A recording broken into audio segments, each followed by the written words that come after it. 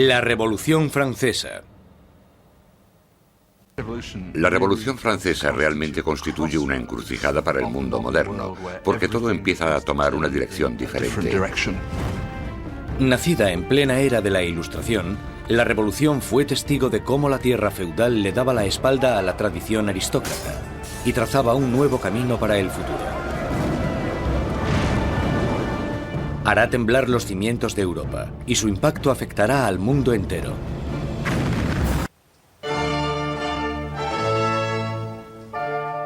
En la primavera de 1770, nadie hubiese podido prever los turbulentos acontecimientos que estaban a punto de suceder. El Palacio de Versalles se llena de distinguidos miembros de la corte real. Durante casi 100 años ha sido la residencia de la hasta ahora inquebrantable monarquía de la nación. El nieto del rey Luis XIV, el príncipe Louis Capet, el siguiente en la línea sucesoria al trono, está a punto de casarse. Luis era regordete, tímido, un quinceañero totalmente incompetente, con ningún tipo de distinción. La amante de Luis XVI, Madame du Barry, le describía como un chico gordo y maleducado. Básicamente, era poca cosa. A Luis XVI le resultaba muy difícil tomar decisiones. Siempre la última persona con la que hablase podía hacerle cambiar de opinión. Estas no son las cualidades que tendría que tener un líder. El matrimonio de Luis es una unión política entre la familia real austríaca, los Habsburgos y su propia familia, los Borbones. La boda simboliza el fin de una antigua rivalidad y el principio del establecimiento de nuevos lazos regionales. La futura esposa llega a Francia, una inocente y guapa chiquilla de 14 años. María Antonieta. María Antonieta es archiduquesa de Austria. Es la hija pequeña de la emperatriz María Teresa. María Antonieta llega a Versalles siendo muy joven. No sabía mucho del país en el que estaba, no conocía sus costumbres y a la corte. Era una niña fuerte, muy vivaz, pero seguía siendo una niña. En una ceremonia que simbólicamente asegura la concepción de un heredero, los cortesanos del rey presencian el momento en que la joven pareja se mete en la cama de matrimonio por primera vez. Pero una vez cerradas las cortinas, se ve claramente que no será tan fácil engendrar un heredero. Pasarán años antes de que se produzca la consumación del matrimonio. La ausencia de un heredero pronto hará que surjan rumores en todo el país que continuarán persiguiendo a la pareja en los años venideros. Más allá de las puertas de palacio, no hay casi ningún motivo de celebración. Años de mala administración por parte de la monarquía han llevado a los franceses a pasar penurias y hambre. Casi una década antes, el rey Luis XV había perdido una guerra de 7 años, luchando contra Inglaterra por América del Norte. El desafortunado conflicto casi arruina a Francia, dejándola sin dinero y sin prestigio. Las arcas del Estado estaban casi vacías. Sin embargo, su población aumentaba día tras día. Con enfermedades como la peste totalmente erradicadas, pocos morían, pero muchos pasaban hambre. 4 años después de la boda real, muere Luis XV, un rey derrotado e impopular, dejando atrás a un país al borde del caos. En una espléndida ceremonia, el joven príncipe Luis hereda el trono y es coronado como Luis XVI. A pesar de la grandeza de su coronación, Luis XVI es totalmente consciente de que no está en absoluto preparado para ejercer de rey. El rey de 20 años reza: «Protege, Señor, a aquellos que reinan demasiado jóvenes». Instalados en los aposentos reales de Versalles, Luis XVI y María Antonieta empiezan su nueva vida como jóvenes monarcas. Aunque solo a 19 kilómetros, en París, está surgiendo una nueva era. Desde la Edad Media había una gran división entre la riqueza de la nobleza y el clero y la pobreza de los campesinos. Entonces, en pleno siglo XVIII, la razón y la ciencia empiezan a cuestionar esta tradición. Envuelto por una corriente de innovación y nueva literatura, París es ahora el centro filosófico del mundo. Es la era de la Ilustración. La Ilustración es un movimiento que lo que dice es que desconfíes de la autoridad, que desconfíes de todo lo que te hayan contado antes y que pienses por ti mismo, que lo compruebes tú mismo. En la Europa del antiguo régimen te decían lo que tenías que pensar. El clero y los gobernantes te daban la información. La idea de que una persona con algo de dinero pudiese acceder a través de la alfabetización al conocimiento humano de manera libre era revolucionaria. Surge una nueva élite por todo París. Los aristócratas se reúnen para hablar sobre los escritores de la Ilustración y la floreciente edad de la razón. Voltaire, Rousseau. Nuevas voces se alzan a favor de la libertad, del control del propio destino y, sobre todo, de la igualdad. La pasión por esta nueva literatura se desata sobre todo en las clases altas. Pero mientras las ideas de la Ilustración van adentrándose en otros estratos de la sociedad, la lucha por la igualdad empezará a amenazar el estilo de vida aristocrático. Es una amenaza porque acabarán cuestionándose por qué los aristócratas son los que tienen privilegios. Se preguntan por qué el mundo está dividido de esta manera. ¿No podemos cambiarlo para que sea un mundo mejor? ¿El progreso no es posible? Esto hará que vaya perdiendo fuerza la idea de que la monarquía, la aristocracia y la jerarquía son algo natural. Para ver aplicadas las ideas de la Ilustración, solo había que echar un vistazo al otro lado del Atlántico, donde los americanos luchaban por independizarse del antiguo enemigo de Francia, Inglaterra. El joven rey Luis quiere vengarse de las derrotas de su abuelo en la guerra y ve su oportunidad en la guerra de la independencia americana. Luis confía a la causa un total de 2.000 millones de libras, lo suficiente para alimentar y dar cobijo a 7 millones de ciudadanos franceses durante un año. América lleva a Francia a la bancarrota porque para luchar en esta guerra, los franceses tienen que recaudar una enorme cantidad de dinero. Esto lleva a la monarquía francesa a endeudarse para poder luchar en la guerra de la independencia americana. Mientras Luis XVI manda dinero y tropas al otro lado del Atlántico, María Antonieta se ocupa de generar sus propias deudas. La vida en Versalles es una interminable rutina de rituales arcaicos y formalismos. Hay ceremonias para cuando el rey y la reina se levantan, para cuando se visten, para cuando comen, para cuando se van a la cama. Para entretenerse en medio de la monotonía de estos rituales, María Antonieta preside extravagantes desfiles de moda. Cuando empieza a acumular deudas, le ponen el nombre de Madame Déficit. A María le ponen el nombre de Madame Déficit, ya que el país está sumido en un caos económico, y ella sigue gastando en vestidos, joyas y zapatos como si nada. Cuando la situación en el campo empeora, la opinión de la gente sobre la monarquía empieza a cambiar. Se producen muchas malas cosechas, y la inflación aumenta el precio de la harina, llevando a la escasez de la parte esencial de la dieta francesa, el pan. Mientras los monarcas continúan viviendo en la extravagancia, las quejas se traspasan al papel. A la corte real se le acusa directamente. ¿Sabe por qué hay tanta gente necesitada?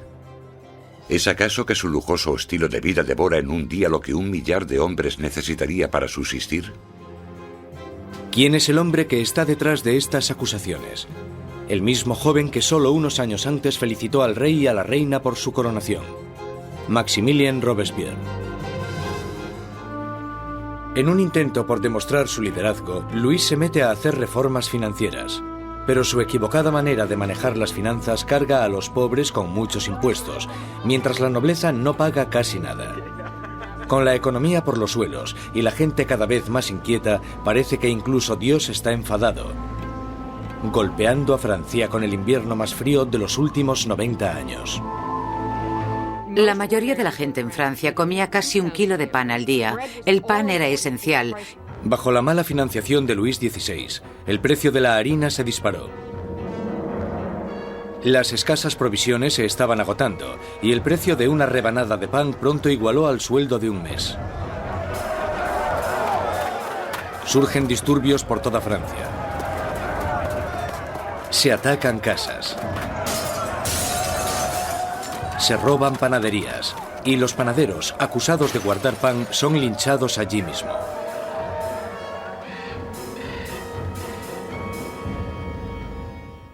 Con la economía destrozada, los bancos fuerzan a Luis XVI a contratar a un ministro de Economía, Jacques Necker. Durante la primavera del 89, Jacques Necker fue, sin lugar a dudas, el ministro más popular, porque saltó a la luz pública por sus escritos sobre el deber del gobierno de asegurarse de que haya pan y grano suficiente para todos. Con la nación en crisis fiscal, Necker insta a Luis XVI a convocar una reunión con el tradicional cuerpo representativo del reino, los Estados Generales. Es la primera vez en 175 años que se reúne a estos representantes. Políticamente, Francia estaba organizada en los llamados tres estados. El primero era el del clero, el segundo el de la nobleza y el tercero el de todos los demás. Y según los cálculos contemporáneos, los primeros dos estados los formaban el 3% de la población y el tercer estado el 97%. Mucha gente pensaba que era muy injusto que este tercer estado, que era la mayoría de la población, tuviese solo un tercio de los diputados.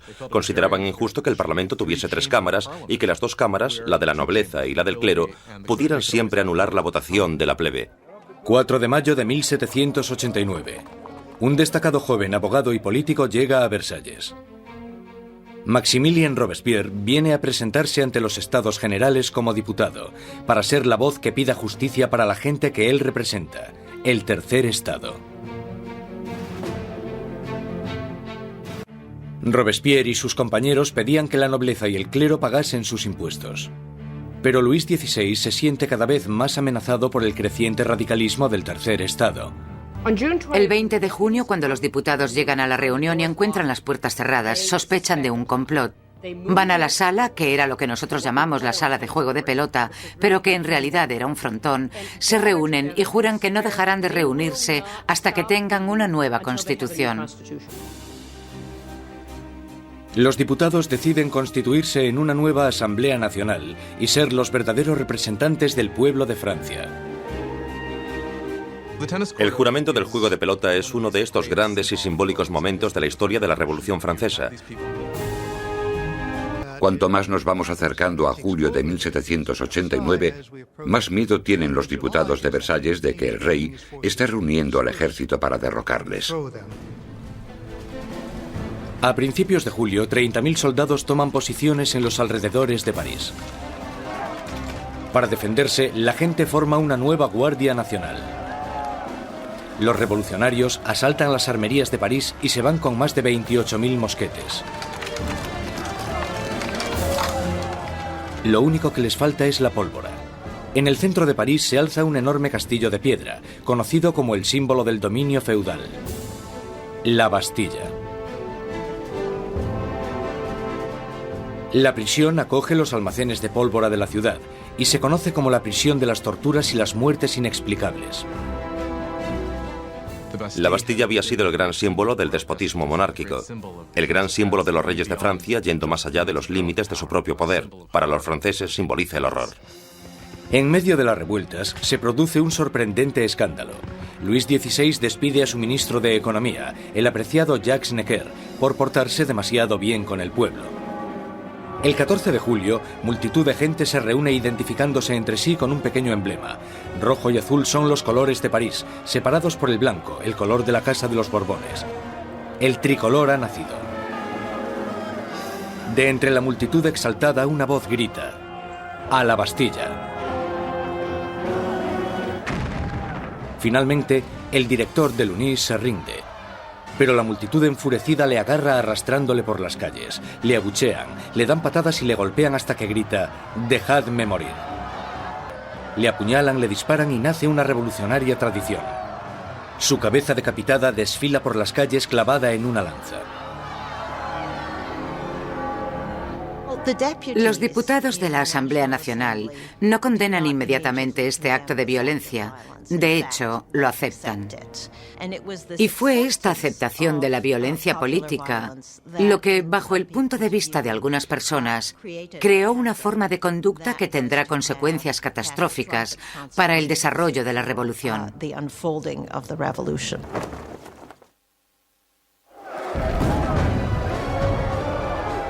La victoria en la Bastilla desata el irrefrenable torrente de la revolución. Como símbolo de la derrota del feudalismo, la gente, hombres, mujeres y niños atacan y destruyen la Bastilla con sus propias manos, ladrillo feudal a ladrillo feudal. La energía en las calles da un nuevo ímpetu a la Asamblea Nacional. En pocos días se escribe una nueva constitución llamada la Declaración de los Derechos del Hombre y del Ciudadano. En este atrevido documento, las arcaicas distinciones de clases son abolidas y todos los hombres son considerados totalmente iguales. La Declaración de los Derechos del Hombre y del Ciudadano era una declaración promulgada por la Asamblea Nacional en la que se decía que la soberanía pertenecía al pueblo, a la nación. No se hace mención alguna al rey en todo este documento. Por tanto, con la presentación del mismo, la propia Asamblea estaba haciéndose con el poder. Para que se oyeran más las voces de la revolución, Robespierre exigió la libertad de prensa, que había sido censurada en el antiguo régimen. Como resultado, la prensa libre la encabeza l'Ami du Peuple, el amigo de la gente. Un periódico radical lleno de sermones sarcásticos y provocadores. Es la creación de un exmédico, Jean-Paul Marat. Después de un periodo de fracasos profesionales, Marat acabó viviendo en la pobreza y durante un tiempo encontró refugio en las alcantarillas de París. Allí fue donde contrajo una dolorosa enfermedad de la piel que le obliga a pasar largo tiempo dándose baños medicinales. Marat era un hombre con una rabia fuera de lo normal. Solo hay que leer las páginas de su periódico l'Ami du Peuple para darse cuenta. En cada publicación se puede ver la paranoia que tiene. Ve conspiraciones en todas partes contra la revolución y para él la respuesta es muy simple. La sangre, las cabezas. Marat aborrece la extravagancia de la monarquía en medio de la pobreza que domina Francia. Y solo necesita el rumor más insignificante para arremeter contra el rey y la reina en su periódico. A París llega la noticia de que el rey ha celebrado una fiesta en Versalles y que en ella los decadentes monarcas habían tirado al suelo la bandera tricolor, el símbolo de la revolución, y la habían pisoteado. Marat está furioso. Escribe sobre esta difamación en su periódico, justo cuando surge una nueva amenaza. El rey ha ordenado otra vez a las tropas que tomen sus posiciones en los alrededores de París. Marat insta desesperadamente a entrar en acción.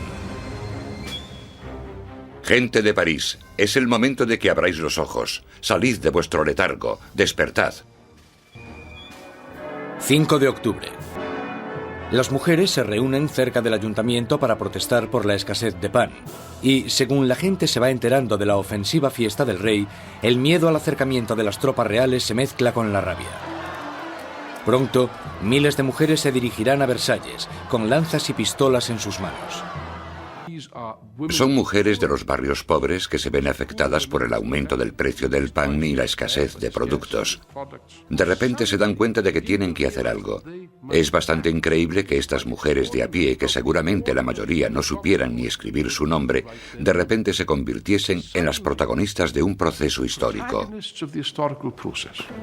Mientras las mujeres se reúnen fuera de las puertas, Luis XVI se da cuenta de que la revolución ya no puede ser ignorada. Acepta firmar la Declaración de los Derechos del Hombre y del Ciudadano, pero la multitud continúa aumentando durante la noche. Cuando llega la mañana, hay 20.000 personas acampadas fuera de Palacio Real. Para acabar con los signos de distancia entre el rey y sus súbditos, la multitud enfurecida pide que el rey y la reina se trasladen a París. Más indeciso que nunca, Luis XVI es demasiado débil para responder. Su indecisión desatará la furia entre la multitud y pondrá las vidas de la familia real en grave peligro. Un grupo de mujeres entran en el palacio, pidiendo a gritos la sangre de la reina. Matan a los guardas, los decapitan y clavan sus cabezas en lanzas. Estaban como locas gritando por todo el palacio. Dadme sus entrañas, dadme su cabeza, yo quiero una pierna, yo quiero un brazo. La única forma de que las mujeres se calmen es que la familia real acepte ir a París, porque creen que una vez que estén allí, entonces pueden obligarles a hacer lo que la gente de París quiera. 60.000 personas inician la marcha, llevándose de Versalles carros y carretas de harina de la despensa real. El carruaje real es escoltado todo el camino hasta París. El rey y la reina son obligados a ir a París con las cabezas de los guardas que habían sido masacrados en el castillo.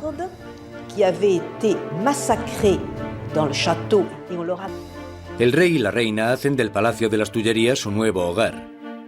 Nunca volverán a ver Versalles. Abandonan Versalles y la asamblea se traslada a París. Y una nueva e inolvidable forma de justicia hará su debut en el Estado revolucionario: la guillotina.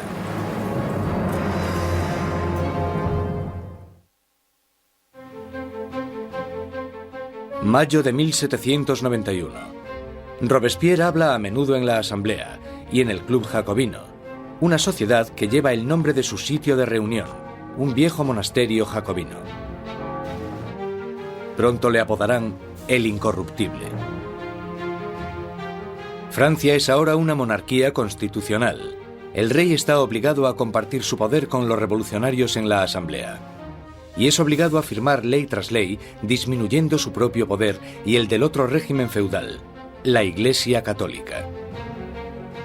En 1791, Luis XVI decide que necesita volver a obtener el control de su país. Y sabe que solo puede hacer eso con la ayuda de un ejército extranjero. Así que su idea es dejar el Palacio de las Tullerías y avanzar hacia la frontera más cercana. 21 de junio de 1791. El rey y la reina se disfrazan de criados y, protegidos por la oscuridad, se escapan de París. Pasada la medianoche, llegan al pequeño pueblo de Varennes. Están cerca de la frontera con Austria. La salvación solo a unos pocos kilómetros de distancia, pero su intento de fuga no irá más allá. Un oficial del pueblo para el carruaje y les pide los pasaportes. Las sospechas del oficial se confirman. Es la firma del rey. La idea de que el monarca había intentado abandonar a su pueblo era psicológicamente catastrófica. El acontecimiento realmente rompió el lazo que unía a Luis XVI con sus súbditos. Ahora no solo tenían un rey superficial, sino que tenían un rey que obviamente también era un traidor. Con los enemigos oficiales de la familia real en el poder, este pasa de Luis XVI, ahora un rey prisionero, a los revolucionarios de la Asamblea. Al mando del gobierno revolucionario está Robespierre. Exige el sufragio universal y el fin de la esclavitud en las Antillas francesas. Pide incluso con más pasión la erradicación de la pena de muerte. En la nueva era de la Ilustración, Robespierre quiere deshacerse de todos los restos del pasado medieval. Bajo el antiguo régimen había toda una colección de truculentos castigos. La decapitación estaba reservada para la nobleza, y algo que la revolución quería desde el principio era que todo el mundo tuviese una muerte igual. Querían simbólicamente que todos pudiesen tener el mismo castigo. A pesar de la oposición de Robespierre, una nueva máquina de matar toma protagonismo en París. El inventor y físico Joseph Ignace Guillotin diseña una nueva máquina de decapitación. El doctor Guillotin describe su nuevo aparato a la Asamblea. El mecanismo cae como un rayo. La cabeza sale volando. La sangre se desparrama. El hombre está muerto. El mayor defensor del derramamiento de sangre, el periodista Marat, publica un artículo entusiasta en su periódico anunciando el nuevo nombre del aparato: guillotina. Pronto se conocerá con otro nombre: la cuchilla nacional. La guillotina silenciará a los enemigos internos de la revolución, a cualquiera que sea sospechoso de planear el regreso del rey al trono. Pero son los enemigos de alrededor de Francia los que más preocupan a la Asamblea.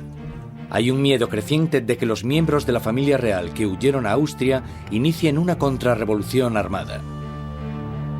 En abril de 1792, la Asamblea declara la guerra a Austria, el país gobernado por la propia familia de María Antonieta. Surge un sentimiento nacionalista. Si Austria derrota al ejército revolucionario, Luis XVI sin duda reclamará su trono. Y se sospecha que María Antonieta está ayudando al enemigo mediante el envío de cartas a sus familiares en Austria. Las tropas están bajo el mando del duque de Brunswick, un general prusiano. Los periódicos publican una carta del duque de Brunswick, un manifiesto en el que se amenaza con destruir París si se le hace daño a sus majestades el rey y la reina. Una amenaza equivocada que fracasa totalmente. 10 de agosto de 1792. 27.000 ciudadanos armados, empujados por la rabia y la indignación, se dirigen al Palacio de las Tullerías e inician un ataque salvaje contra los guardias reales. El rey huye y busca protección en la Asamblea, pero ya no existe la monarquía. A Luis le han quitado oficialmente su título. Ha nacido la República Francesa. La cuchilla de la guillotina es bautizada con la sangre de los restantes guardias de Luis XVI.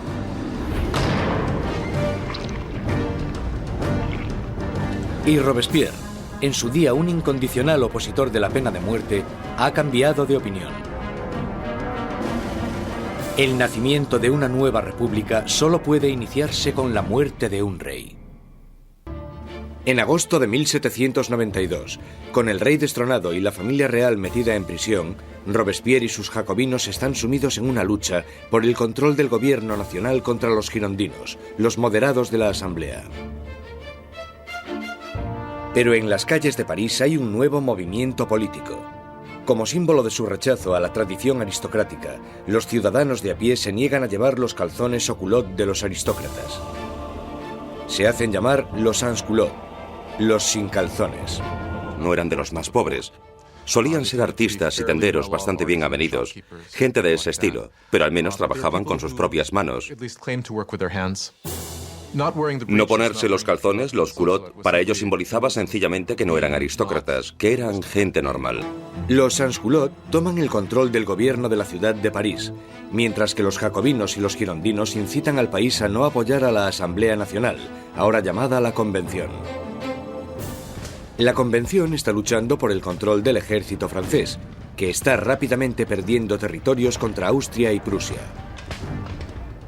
Mientras en la frontera se sigue luchando contra los enemigos, el gobierno revolucionario toma medidas enérgicas contra los enemigos de la ciudad, los traidores monárquicos que podrían poner a París en manos de los invasores. Más de 100 personas son arrestadas y metidas en prisión, curas, periodistas y hombres y mujeres de a pie.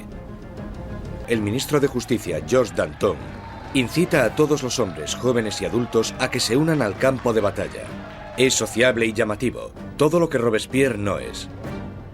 Pronto, el nombre de Danton se empieza a oír por todo París. Danton es un personaje lleno de vida, grandilocuente, un bebedor empedernido, libertino, que a pesar de pertenecer a la clase alta, al contrario que Robespierre, es capaz de identificarse totalmente con los trabajadores, de una manera que Robespierre simplemente no puede. Según se va acercando el enemigo, la convincente retórica de Danton moviliza a la gente, haciendo que muchos se decidan a acudir al frente. Hay un momento muy famoso en el que los ejércitos austríaco y prusiano les están invadiendo, y él se pone delante de la gente y grita eso de: para vencer nos hace falta audacia, más audacia y siempre audacia. Un miedo inquietante inunda la ciudad. La creciente multitud de prisioneros quizás sea difícil de contener. Marat lanza a los ciudadanos revolucionarios una propuesta sangrienta: bajar a las prisiones y matar a todos los que estén dentro. En la primera semana de septiembre llegan malas noticias del frente. Prusia ha tomado Verdun, una ciudad en el camino de París. Ahora el enemigo está solo a unos kilómetros de distancia. El miedo que asolaba París explota. Los sans-culottes entran en las prisiones e inician un violento ataque contra los presos de la ciudad. No dejarán vivo a ningún traidor. Los sans-culottes entraron en las prisiones, sobre todo aquellas donde estaban encerrados los curas refractarios, donde estaban los nobles y donde estaban los presos políticos, y empezaron a llevar a cabo sus propios juicios improvisados, que eran muy cortos, y la mayoría de las veces acababan en muerte.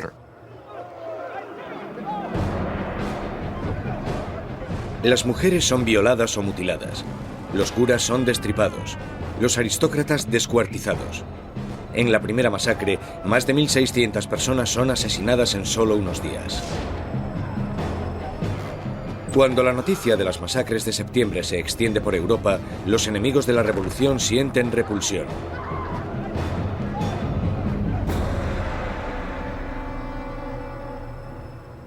Al otro lado del Canal de la Mancha, el London Times publica su repugna. ¿Son estos los derechos de los hombres? ¿Es esta la libertad de la naturaleza humana? Los tiranos más salvajes que vagan a cuatro patas por los territorios inexplorados de África son incluso superiores a estos animales parisinos de dos patas. La revolución ha tomado un rumbo intolerable. Incluso Robespierre se da cuenta de que las cosas han ido demasiado lejos. Se toma una decisión trascendental. Francia llevará a juicio a su propio monarca. Los moderados, los girondinos, piden que no se acabe con su vida. Y esto les deja a un lado de la convención. A los girondinos se les planteaba una cuestión importante en lo que se refiere al rey, porque aunque ellos estaban convencidos de querer una república, no estaban tan seguros de que fuera necesario matar al rey. Los jacobinos, que querían la sangre del rey, superaban en número a los girondinos. ¿Por qué los jacobinos querían matar al rey? Yo creo que porque, como muy bien dijo Robespierre, para que la revolución pueda vivir hay que matar al rey. Si está bien que haya un rey, entonces algo va mal en la revolución. El 20 de enero de 1793, Luis XVI es declarado culpable. Se dicta sentencia. El rey debe morir.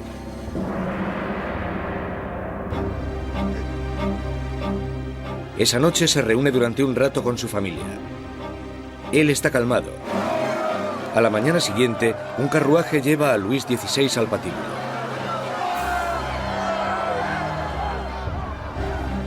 Intenta dar un discurso. Confío en que mi muerte sirva para hacer feliz a mi pueblo, pero siento pena por Francia y temo que pueda sufrir la ira del Señor.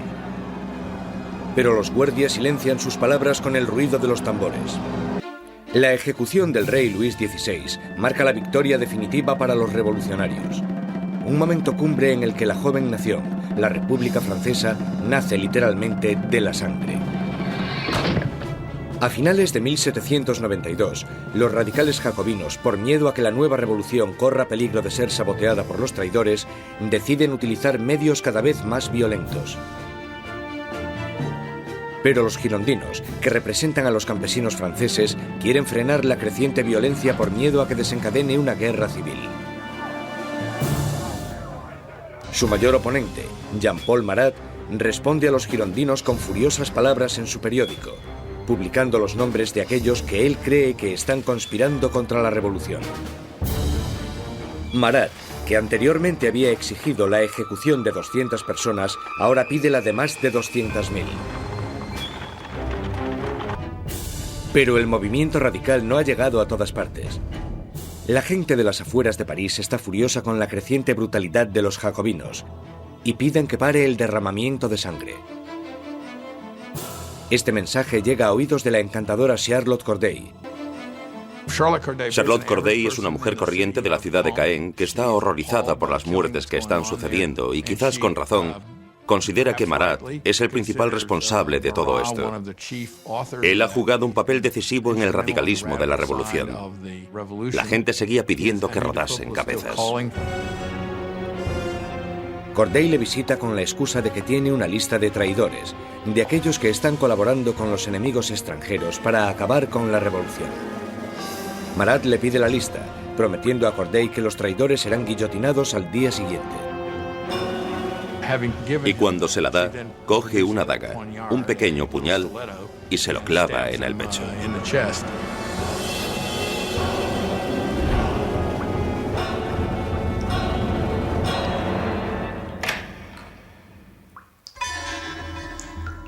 El llamado amigo del pueblo muere en el acto. La Conciergerie, la oscura antecámara de la muerte. 8 meses después de la ejecución de su marido y apenas unos días después de la ejecución de Charlotte Corday, encierran aquí a María Antonieta en una horrible celda totalmente sola. Una de las cosas más terribles que le suceden a María Antonieta es que después de la ejecución de Luis XVI, le quitan a sus hijos. Sus hijos eran lo más importante para ella y sabía que los revolucionarios someterían a su hijo a terribles torturas para que se olvidase de sus orígenes reales.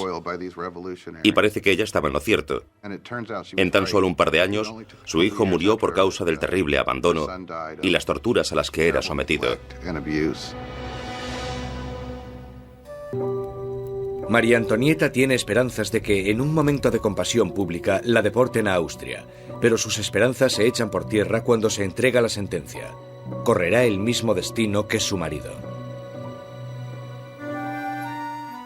María Antonieta estaba en cierto sentido condenada desde el principio.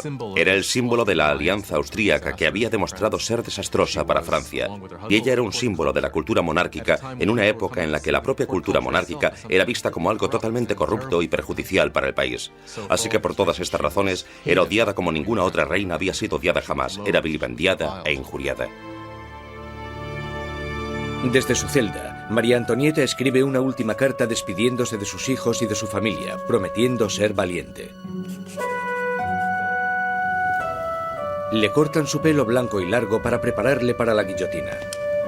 Ella esperaba que cuando la llevasen al patíbulo recibiría el mismo tratamiento que recibió el rey, lo que suponía subir en un carruaje cerrado para que la multitud no pudiese llegar hasta ella. Pero la pusieron en una carreta abierta y la gente le gritaba todo tipo de cosas horribles, terribles amenazas.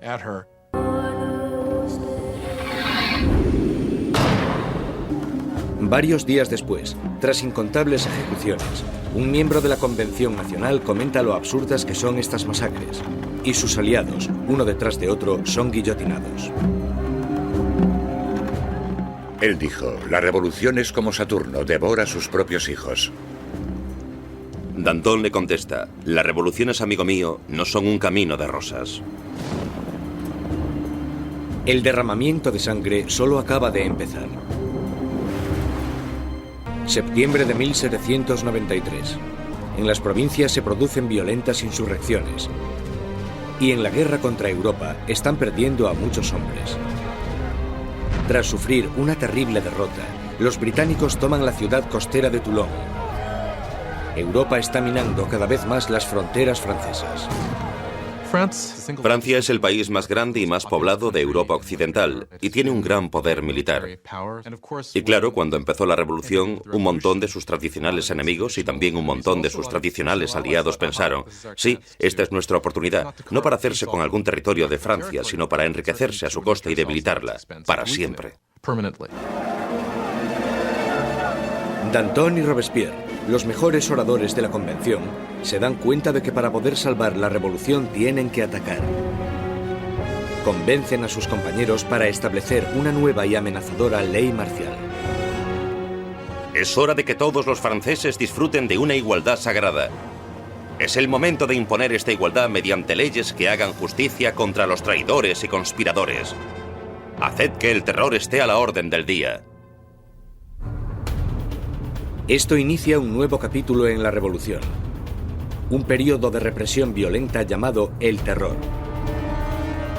En un increíble cambio de tercio, los revolucionarios suspenden la nueva constitución y todos los derechos que garantizaba. Se colocan policías de paisano por todo el país. Cualquier persona sospechosa de realizar actividades contrarrevolucionarias es perseguida, sometida a un juicio rápido y mandada a la guillotina. La más mínima sospecha podía mandar a cualquiera al patíbulo. Políticos que hablasen bien de la difunta monarquía, cualquiera que utilizase el antiguo monsieur o madame en vez del nuevo vocablo, ciudadanos. Los vecinos denuncian a sus vecinos. La gente está totalmente pendiente de las ejecuciones. Saben que en París hay policías de paisano, bastantes policías de paisano por todas partes.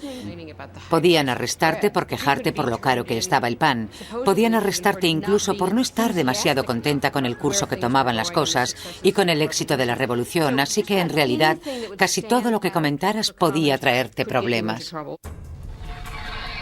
La Asamblea constituye un tribunal revolucionario, acelerando los juicios y las ejecuciones con una eficacia implacable.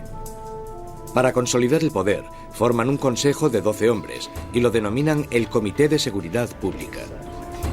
Al final eran 12 personas que gobernaban Francia como una dictadura colectiva. Robespierre enseguida se convierte en el portavoz del comité. Una de las ironías de la vida política de Robespierre es que desde el principio él estaba totalmente en contra de la pena de muerte.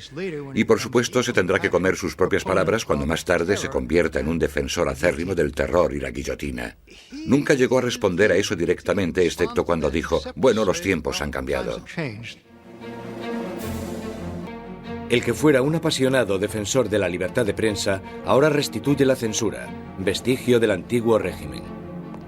La Iglesia ya está siendo atacada y él se queda de brazos cruzados mientras uno de los revolucionarios más radicales, Jacques-René Hebert, hace una nueva propuesta: la descristianización. En plena crisis de la guerra y en plena rebelión interna, la gente empieza a decir que la culpa de todo la tienen los curas, la religión.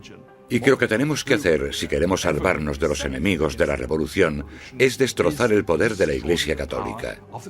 La superstición, el fanatismo, eso es de lo que trata la religión y por tanto lo que tenemos que hacer es erradicar todo eso. Las calles que llevaban la palabra San son cambiadas de nombre. Los iconos religiosos son destrozados y reemplazados por tributos al nuevo santo, Marat. La Iglesia parecía simplemente ser el enemigo de los revolucionarios radicales. A las iglesias y las catedrales les arrancan los altares, rompen las vidrieras, rompen las estatuas, simplemente destrozaron toda la riqueza de la Iglesia. Por supuesto, a los europeos esto les chocó, incluso más que la muerte del rey. Ni siquiera salvaron el calendario cristiano. Los años ya no son numerados a partir del nacimiento de Cristo, sino a partir de septiembre de 1792, el año del derrocamiento de la monarquía. Ahora es el año 1. A los meses se les da un nuevo nombre según las estaciones. Julio se convierte en Termidor, abril en Floreal. Los meses duran 3 semanas, cada una de 10 días de duración. El calendario revolucionario seguramente fue diseñado como una especie de arma contra el cristianismo, contra la creencia cristiana. Por supuesto, al tener una semana de 10 días, la gente ya no sabría cuándo era domingo. Eso era lo que esperaban. El terror se extiende por toda Francia. Se condenan las insurrecciones con una sanguinaria e implacable crueldad. En la ciudad de Lyon, donde los contrarrevolucionarios están ganando terreno, el Comité de Seguridad Pública sienta un ejemplo brutal. Cientos de rebeldes son atados, llevados a campos y acribillados en masa.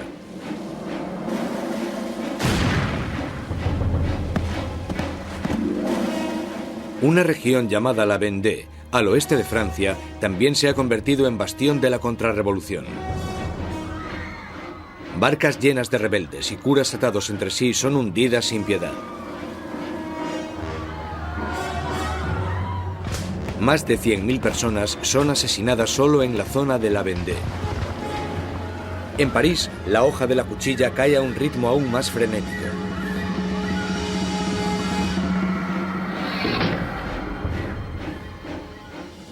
Pero los ejércitos franceses están finalmente obteniendo victorias en la frontera. Bajo el mando de un magnífico joven comandante llamado Napoleón Bonaparte, el ejército francés obliga a la Marina británica a realizar una humillante retirada en Toulon. La revolución está en su punto álgido. Robespierre está en su momento de más poder. Ha acabado con los enemigos de la revolución y ha asegurado su éxito sembrando el terror. Robespierre sueña con un reto aún más grande: sembrar más terror para crear un nuevo tipo de sociedad, la República de la Virtud.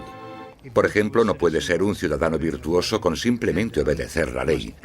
Debes de estar activamente involucrado en el trabajo del Estado y eso incluye acabar con los enemigos del Estado. Asocia la virtud con el terror. El terror en ese momento se convierte, a su manera de ver, en un instrumento con el que crear virtud. En la primavera de 1794 las cosas empiezan a mejorar. Ya no hay tantos problemas con la comida, la campaña de guerra está yendo mejor y Danton está diciendo básicamente que necesitan establecer una nueva base de gobierno, moverse hacia la normalización. Para Danton, la revolución está yendo por el camino equivocado. Él y sus seguidores, los dantonistas, creen que es el momento de acabar con el terror, porque este ya ha hecho su función. Danton empieza organizando un grupo para debatir cómo acabar con el terror. Robespierre lo interpreta como una amenaza directa al gobierno. No lo ve como una simple diferencia de opinión sobre la dirección que debe tomar la política, lo ve como una traición. Y en la República de la Virtud de Robespierre, solo hay una respuesta a la traición. Los dantonistas son perseguidos y enseguida sentenciados a muerte. Robespierre ha mandado a cientos al patíbulo, pero estas ejecuciones le ponen nervioso. No acudirá a la decapitación de sus antiguos amigos y aliados. Mientras sube las escaleras de la guillotina, Danton grita: De lo único que me arrepiento es de irme antes que esa rata de Robespierre. Robespierre inicia en Francia un período aún más sangriento y terrorífico: el Gran Terror. El Gran Terror es el nombre de la última fase del terror que duró desde la primavera hasta el verano de 1794. En este periodo, el ritmo de las ejecuciones empieza a aumentar de verdad, con lo que se desata el miedo, principalmente en París, aunque en todo el país empieza a aumentar de manera exponencial. Se calcula que al mes en París se realizaban 800 ejecuciones, y al final del periodo incluso más. Pero el 6 de junio de 1794, la guillotina permanece silenciosa. Robespierre ha declarado un nuevo día de fiesta religiosa: el Festival del Ser Supremo. Quiere reemplazar al viejo dios católico por uno nuevo, la diosa de la razón. Creo que fue en junio de 1794 cuando se colocó este increíble escenario, con coros de gente vestida de blanco cantando, y se construyó esta especie de montaña de papel maché en el centro de París. Y en el momento más importante de la ceremonia, el propio Robespierre salió de la cima de esta montaña vestido con una toga y caminando montaña abajo. Y creo que en ese momento un montón de gente pensó: vale, ¿quién se cree que es? ¿Acaso se cree que es Dios? ¿Acaso se cree que es el rey? Unos creen que su fanatismo le ha superado y otros que simplemente se ha vuelto loco. Robespierre comete un error. Anuncia que tiene una nueva lista de enemigos de la República, pero no quiere darla. Todo el mundo teme estar en ella. Y cuando al día siguiente decide hacerla pública, le arrestan antes de hablar. Los diputados le acusan de rebeldía e inmediatamente le retiran de la convención. Robespierre y varios de sus aliados son llevados al ayuntamiento, donde permanecen vigilados durante la noche. Por la mañana temprano se oyen disparos y los guardias corren al segundo piso. Abren las puertas y se encuentran con una escena espeluznante. Uno de los aliados de Robespierre se ha tirado por una ventana. Otro se ha pegado un tiro en la cabeza. Y a Robespierre lo encuentran semi-inconsciente, con una herida de bala en la cara y la mandíbula destrozada por un supuesto intento de suicidio.